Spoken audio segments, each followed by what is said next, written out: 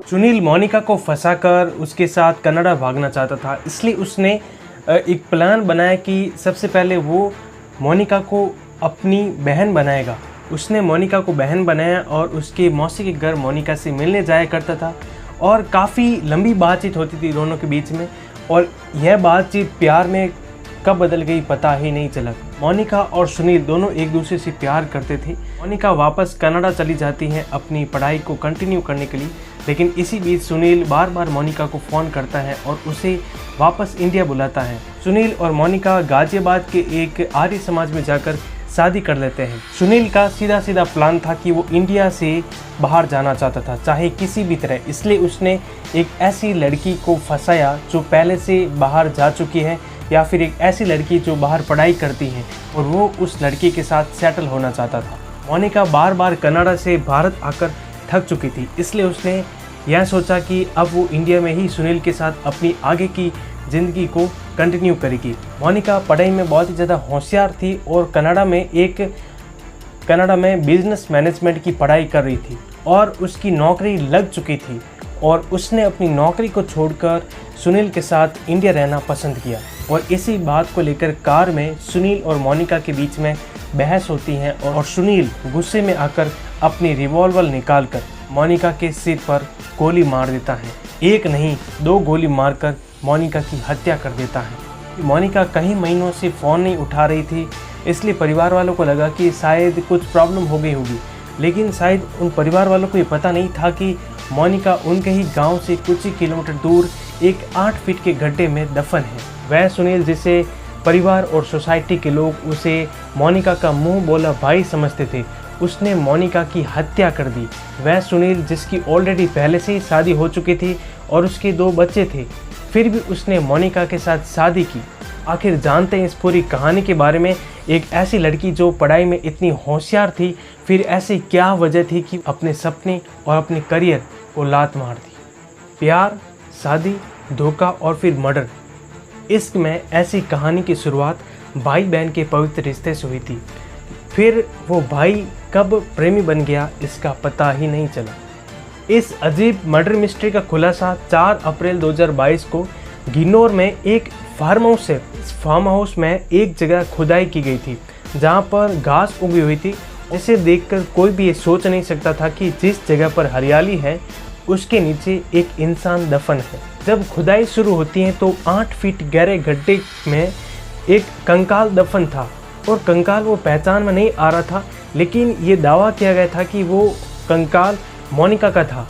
वह मोनिका जो पिछले 10 महीने से लापता थी, वही मोनिका थी जिसे घर वाले ये समझ रहे थे कि वो कनाडा में अपनी स्टडी कर रही हैं। ये वही मोनिका थी जो बाहर पढ़कर यानी विदेश में नौकरी पाकर अपने गांव का नाम रोशन करना चाहती थी। लोग यह समझ रहे थे कि मोनिका कनाडा में अपनी अच्छी पढ़ाई कर रही थी, लेकिन लोगों को ये पता नहीं था कि वह मोनिका उनके ही गांव से कुछ ही किलोमीटर दूर एक गहरे गड्ढे में दफन थी। आखिर मोनिका कनाडा से कब और कैसे लौटी, उसकी कैसे हत्या हुई और उसे कैसे मिट्टी में दफनाया गया, और जब इसकी जांच हुई तब जो सच सामने निकल कर आया उसने पूरे परिवार को हैरान कर दिया। आज के इस वीडियो में हम बात करने वाले हैं मोनिका मर्डर केस की पूरी कहानी के बारे में।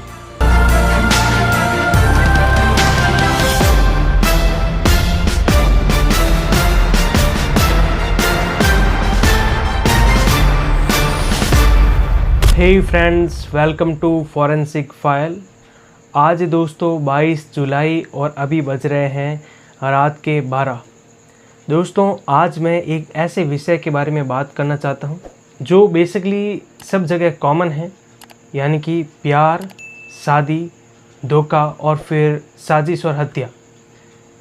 यहाँ पर दोस्तों मैं बात करने वाला हूँ एक 22 साल की लड़की की जो बाहर विदेश में पढ़कर अच्छी नौकरी पाना चाहती थी, अपने गांव का नाम रोशन करना चाहती थी, लेकिन वह भी इस प्यार और साजिश की शिकार हो चुकी थी।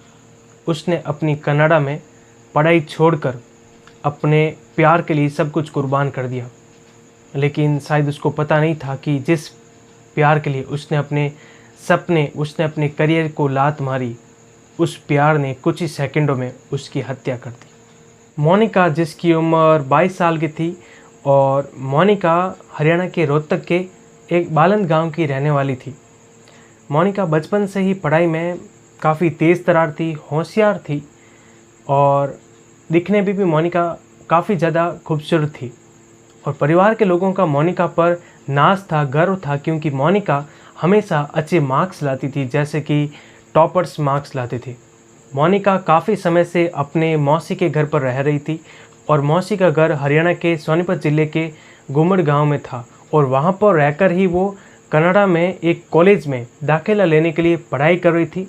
दरअसल में मोनिका बिजनेस मैनेजमेंट की तैयारी कर रही थी और एक दिन नतीजा भी आ गया और मोनिका का दाखिला कनाडा की सबसे बेस्ट यूनिवर्सिटी में हो गया। दोस्तों, ये बात 1 साल पहले की है। ये बात है 5 जनवरी 2022 की और इसी तारीख को मोनिका इंडिया से कनाडा चली जाती है। वो वहाँ पर बिजनेस मैनेजमेंट की पढ़ाई करने के लिए गई थी। परिवार के लोग काफ़ी खुश थे और वो ये कह रहे थे कि अब हमारी मोनिका अच्छे से पढ़ाई कर पाएगी। इसके बाद सब कुछ ठीक चल रहा था। परिवार के लोग मोनिका से बातें किया करते थे।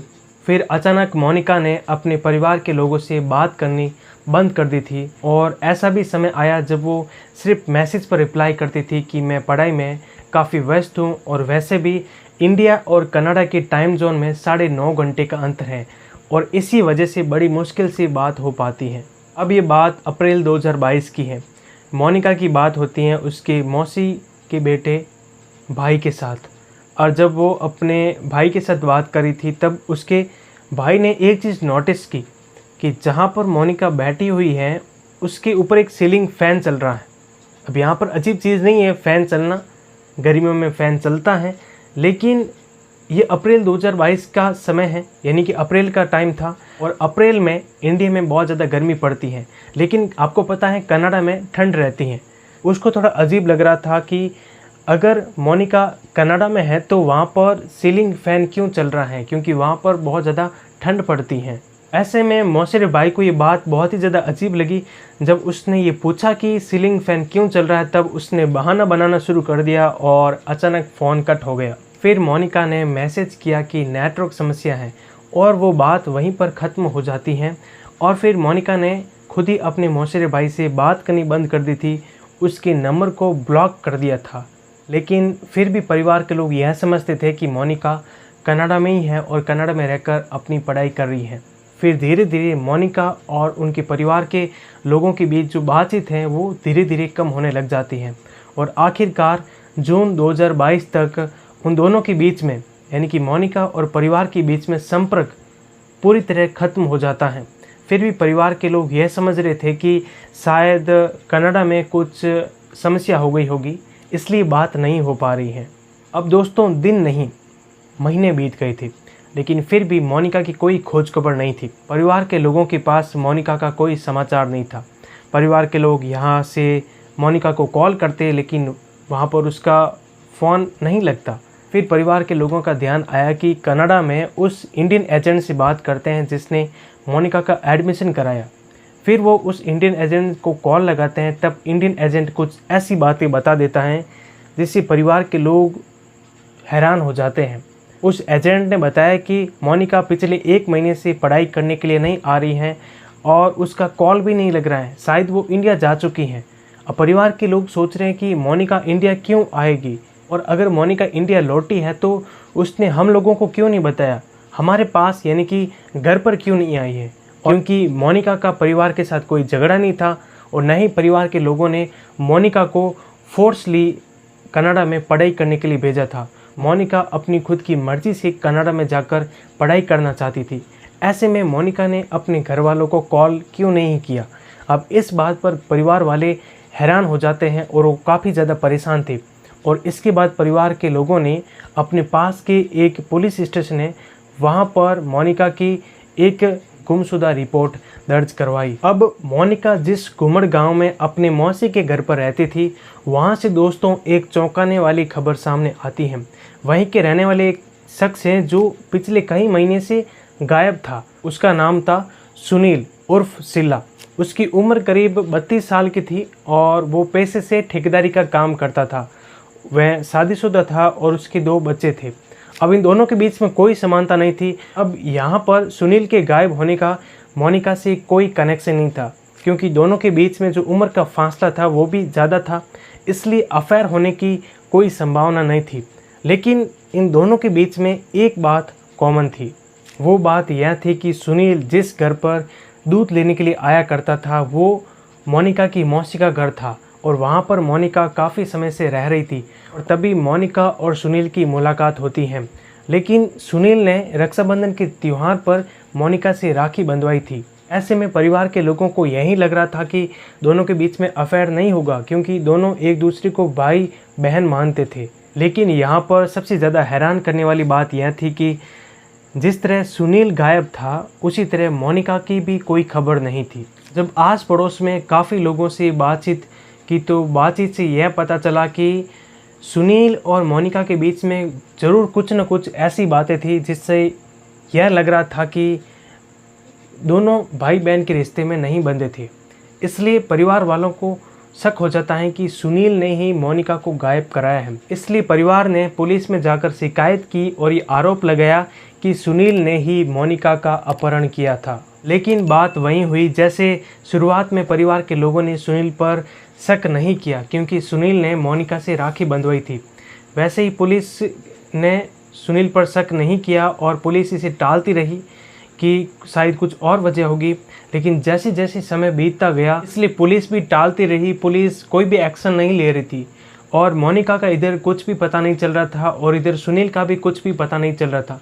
इसलिए परिवार के लोगों का शक सुनील की तरफ था, क्योंकि दोनों लापता थे। जब परिवार के लोग पुलिस के पास जाते हैं तो पुलिस वापस इसे वहीं रटा रटाया जवाब देती है कि शायद कुछ और वजह होगी, क्योंकि मोनिका जब कनाडा में थी और सुनील जब इंडिया में था, और सुनील जब इंडिया से बाहर गया ही नहीं, तब सुनील ने मोनिका का अपहरण कैसे किया। इसलिए वो पुलिस भी इस बात को टाल देती है कि सुनील ने ही मोनिका का अपहरण किया। अब जब पुलिस के पास जाते तो पुलिस कहती थी कि ऐसा नहीं हो सकता, शायद कुछ और बात होगी और इस बात का पता कनाडा में जाकर चल सकेगा। और आखिरकार परेशान होकर परिवार के लोगों ने हरियाणा के गृह मंत्री अनिल विज से शिकायत की। फिर ये जांच फरवरी 2023 में भिवानी जिले के क्राइम ब्रांच यूनिट CIA-2 को दी गई, इस उम्मीद के साथ कि बिना किसी गड़बड़ी के ये टीम जांच करेगी। गृह मंत्री के इस भरोसे पर CIA यूनिट खरी उतरी। अब CIA ने मोनिका की तलाश करने के बजाय सुनील की खोजबीन शुरू कर दी, ताकि क्योंकि परिवार वाले ये शक जता रहे हैं कि मोनिका का मर्डर है वो सुनील ने किया है, तो अगर सुनील मिल जाएगा तो जो सच है वो काफ़ी हद तक सामने आ जाएगा। पुलिस ने सुनील की खोजबीन शुरू की और खोजबीन में अब जांच में ये पता चला कि सुनील पर मर्डर हत्या के प्रयास के समेत कई ऐसे मामले दर्ज हैं, और हत्या का पहला मामला तो उसने 18 साल की कम उम्र में ही किया था, यानी कि जब वो नाबालिग था, और उस समय उसे जुवेनाइल होने का फ़ायदा मिल गया और जल्दी ही बाहर आ गया। अब इसके बाद सुनील है वो हत्या के प्रयास में भी चल गया था। कुल मिलाकर उस पर 6 से 7 मुकदमे दर्ज थे। अब ऐसे में पुलिस को ये समझ में आ गया कि सुनील एक क्रिमिनल माइंड वाला आदमी है। अब पुलिस है वो सुनील की तलाश में जुट गई, लेकिन मोनिका के कत्ल में उसका कितना हाथ था अब ये कुछ स्पष्ट नहीं था। इसलिए पुलिस है वो सुनील की तलाश में जुट गई और उसके दोस्तों और उसके रिश्तेदारों और उसके ठेकेदार साथियों को संपर्क किया ताकि सुनील का पता चल सके। पुलिस ने इलेक्ट्रॉनिक सर्विलांस की मदद ली और आखिरकार 1 महीने के इंतज़ार के बाद ये पता चल गया कि जो सुनील है वो मुजफ्फरनगर में रह रहा है। और इसके बाद CIA-2 ने अपनी टीम के साथ सुनील को मुजफ्फरनगर से पकड़ लिया। जब CIA-2 ने सुनील से कड़ाई से पूछताछ की तब उसने स्वीकार कर लिया कि उसने ही मोनिका की हत्या की, यानी कि जिस मोनिका की तलाश कनाडा में हो रही थी उसकी हत्या वो इंडिया में हुई थी। मोनिका की हत्या क्यों हुई, कैसे हुई, कब हुई और कहां पर हुई, इन सभी सवालों के जवाब बाकी थे। अब CIA की टीम ने सुनील को गिरफ्तार कर लिया और उससे पूछताछ शुरू हुई। उसे 10 दिन की रिमांड पर लिया गया और इसी पूछताछ के दौरान उसने 4 अप्रैल को CIA की टीम को ये बताया कि उसने मोनिका की लाश को उसके अपने फार्म हाउस में दफनाया था। अब वो उसी जगह पर गया जहाँ पर मोनिका की लाश है वो दफन थी, लेकिन जब वहाँ पर खुदाई हुई तो वहाँ पर बस कंकाल मिला। अब जो पुलिस है इस कंकाल को फॉरेंसिक लैब में ले जा रही थी कि आखिर जांच में पता चल सके कि ये जो कंकाल है वो मोनिका का है या फिर किसी और का। अब सुनील ने खुद कह दिया था कि ये कंकाल मोनिका यानी कि उसकी दूसरी पत्नी का है। अब सुनील के इस जवाब को सुनकर सभी हैरान थे कि आखिर मोनिका कब कनाडा से इंडिया आई और कब उसने दूसरी शादी की। अब इन सभी सवालों के जो जवाब हैं वो धीरे धीरे सामने आ रहे थे। अब इस मोनिका मर्डर मिस्ट्री का खुलासा करने वाले भिवानी CIA2 प्रभारी रविंद्र कुमार ने ये बताया कि सुनील पर 7 से ज़्यादा आपराधिक मामले दर्ज हैं और उनमें से एक अपराध तो उसने अपनी 18 साल से कम उम्र में किया था, यानी कि जब वो नाबालिग था। इसलिए सुनील अपने जुर्म के दाग को हमेशा हमेशा के लिए ख़त्म करना चाहता था। इसलिए उसने सोचा कि वो अगर विदेश में सेटल हो जाएगा तो उसकी ज़िंदगी है वापस नॉर्मल चलने लगेगी। इसलिए उसने सोचा कि एक ऐसी लड़की के साथ वो शादी करे जो पहले से विदेश में पढ़ रही है या फिर विदेश में जॉब कर रही है। अब इसी सिलसिले में जब वो एक दिन अपने पड़ोस में दूध लेने गया तब उसे यह पता चला कि मोनिका हैं वो विदेश में पढ़ाई करती हैं। उसने मोनिका को पहली बार देखा और पहली बार में ही वो मोनिका के साथ प्यार का नाटक करने लगा और परिवार के लोगों के सामने ऐसे नाटक करता था जैसे कि वो उसका मुंह बोला भाई हो। सुनील ऐसा इसलिए करता था ताकि परिवार के लोगों को उस पर शक ना हो, यानी कि वो हर एक दिन चाल चल रहा था और सोच समझकर अपना एक कदम उठा रहा था। अब सुनील हर समय मोनिका के संपर्क में रहने लगा था, यानी कि मोनिका के परिवार वालों को इसके बारे में कुछ भी नहीं पता था, क्योंकि सुनील ने मोनिका की आंखों पर ऐसी प्यार की पट्टी बांध दी थी जिसके आगे और पीछे सिर्फ और सिर्फ सुनील ही था। सुनील के कहने पर ही मोनिका है वापस कनाडा गई थी। वो तारीख थी 5 जनवरी 2022 और सुनील के कहने पर 17 दिन के बाद वापस मोनिका इंडिया आती हैं और वो तारीख है 22 जनवरी 2022। अब कनाडा से इंडिया आने का पूरा खर्च है वो सुनील ने ही उठाया था, लेकिन परिवार वालों को इसके बारे में कुछ भी नहीं पता था कि जो मोनिका है वो कब कनाडा गई और कब कनाडा से इंडिया वापस आई। अब इंडिया लौटने के बाद सुनील है वो मोनिका को साथ में लेकर यूपी के गाज़ियाबाद में आ गया और वहीं पर उसने कमरा किराए पर ले लिया। दोनों साथ में रहने लगे थे। उसके बाद सुनील ने मोनिका को पूरी तरह तैयार कर दिया शादी करने के लिए। इसके एक हफ्ते के बाद ही यानी कि 29 जनवरी 2022 को सुनील और मोनिका दोनों गाज़ियाबाद के आर्य समाज के मंदिर में शादी कर लेते हैं। वैसे ये सुनील की दूसरी शादी थी, लेकिन मोनिका को ये पता नहीं था कि सुनील पहले से ही शादीशुदा है। अब जो मोनिका है वो अपने घर वालों के संपर्क में नहीं थी, इसलिए उसे ये शक हुआ कि कहीं घर वालों को इस पर शक ना हो जाए कि मोनिका कनाडा में नहीं है। इसलिए वो 30 जनवरी 2022 को वापस कनाडा चली जाती हैं। अब इसके बाद 2 से 3 बार मोनिका वापस कनाडा से इंडिया आती हैं और फाइनल तरीके से मोनिका मई 2022 में कनाडा से इंडिया आ जाती हैं और इसके बाद मोनिका और सुनील दोनों एक शादीशुदा जोड़े की तरह साथ साथ रहने लगे थे। जब मोनिका कनाडा में थी तब सुनील बहुत ही ज़्यादा खुश हो रहा था, क्योंकि उसका अब सपना साकार होने वाला था, क्योंकि इंडिया में उस पर कई क्रिमिनल केस थे। और अचानक मोनिका ने अपना फ़ैसला बदल दिया, क्योंकि मोनिका अपने परिवार वालों से झूठ बोलकर थक चुकी थी और उसने सुनील के साथ रिश्ते की कहानी को भी अपने परिवार वालों से छुपा कर रखा था। इसलिए इन सभी चीज़ों से मोनिका बहुत ही ज़्यादा थक चुकी थी और उसने डिसाइड कर लिया कि जब उसने इंडिया में शादी की तो वह इंडिया में ही अपने पति के साथ रहेगी। इसलिए वो फाइनल तरीके से मई 2022 में वापस इंडिया आ जाती हैं। लेकिन इस बात से सुनील बहुत ही ज़्यादा परेशान था और उसे बहुत ही ज़्यादा गुस्सा आता है कि मोनिका आखिर कनाडा से इंडिया क्यों वापस आ गई, क्योंकि उसने मोनिका के साथ प्यार का नाटक इसलिए किया और उसके साथ शादी इसलिए की क्योंकि वो मोनिका के साथ कनाडा में सेटल हो सके। लेकिन जब उसके ही आंखों के सामने उसके सपनों की हत्या हो रही थी तब उसे बर्दाश्त नहीं हुआ। उसने मोनिका को बहुत ही ज़्यादा समझाया। अब मोनिका को सुनील के बारे में ये पता चल चुका था कि जो सुनील है वो पहले से ही शादीशुदा है और उस पर क्रिमिनल केस हैं और इन सभी चीज़ों से बचने के लिए सुनील है वो कनाडा में सेटल होना चाहता है, यानी कि वो इंडिया से भागना चाहता था। इसलिए अब जो मोनिका हैं वो इंडिया में रहने की ज़िद करती हैं और वो यह भी कहती हैं कि अब वो अपनी शादी का खुलासा अपने परिवार वालों के सामने करने वाली है। अब जो मोनिका हैं वो कार लेकर हरियाणा की तरफ रवाना हो जाती हैं और वो अपने परिवार के पास पहुंचकर सुनील के रिश्ते के बारे में बताना चाहती थी। लेकिन जब सुनील के इतने सालों की साजिश हैं और जब अपनी आंखों के सामने जब उसके सपने की हत्या हो रही थी तब उसने मन ही मन प्लान बना लिया कि आज वो मोनिका की हत्या करेगा। और जैसे ही गाड़ी हरियाणा के गन्नौर के एक फार्म हाउस के पास पहुंची तब उसने अपनी रिवॉल्वर निकाली और मोनिका के सर पर 2 गोलियां मारकर उसकी हत्या कर दी। हत्या करने की तारीख थी 29 जून 2022।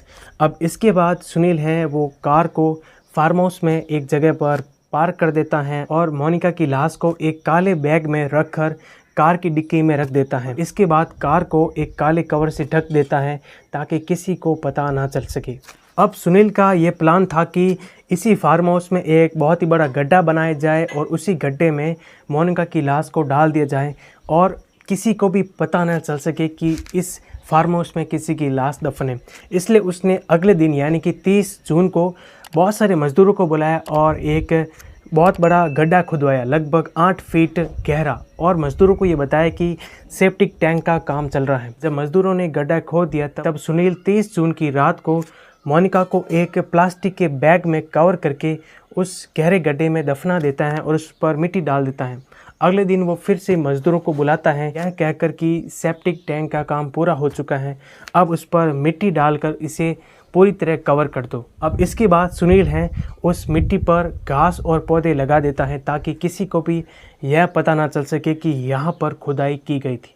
इसके बाद CIA की टीम है सुनील के बताए हुए फार्म हाउस से मोनिका के कंकाल को बरामद कर लेती है, लेकिन ये कंकाल मोनिका का है या किसी और लड़की का, अब इसका पता लगाने के लिए उस कंकाल का DNA टेस्ट किया जा रहा है जिससे पता चल सके कि ये आखिर लड़की मोनिका है या फिर कोई दूसरी लड़की है।